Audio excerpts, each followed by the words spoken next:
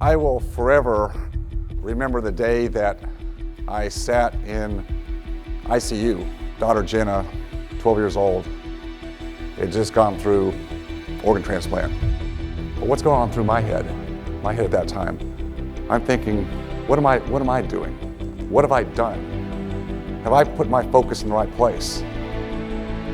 You know, it's a real struggle for us, is it not? Is it a struggle for us to figure out how to, quote, balance? I mean, this balancing lives is a very, very difficult thing to do. I don't think there's a true balance.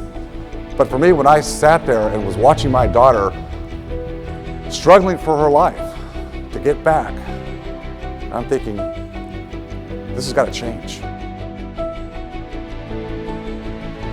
What I didn't need more of at that time was more money, did I?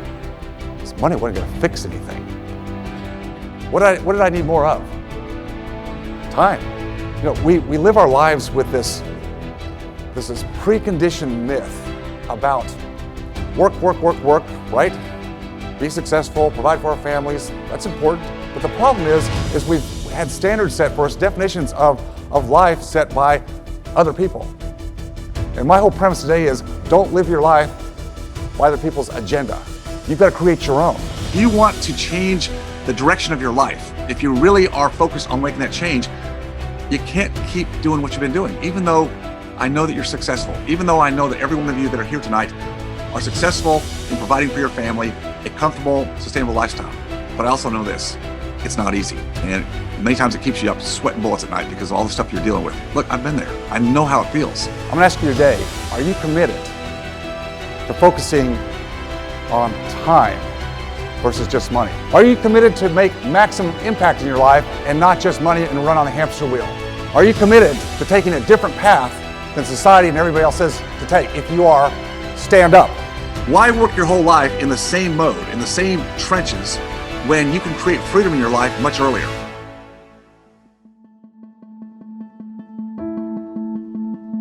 Here's what happens in life to almost all of us. We go through school, we develop some certain interests or some affinity towards some skill sets, some academic acumen, and we go down a road to get degrees and licenses and certificates and advanced degrees and whatever that path leads us to, right? So we go out and we get into a job, a career, we start a business, we start a practice.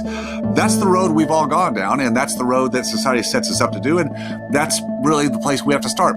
We have to learn how to provide a service of value to the world or to a certain marketplace, trade our time, our value sets in a product or service, exchange for dollars. And those dollars then we exchange for the things we want in life, which is a lifestyle, some financial security and stability.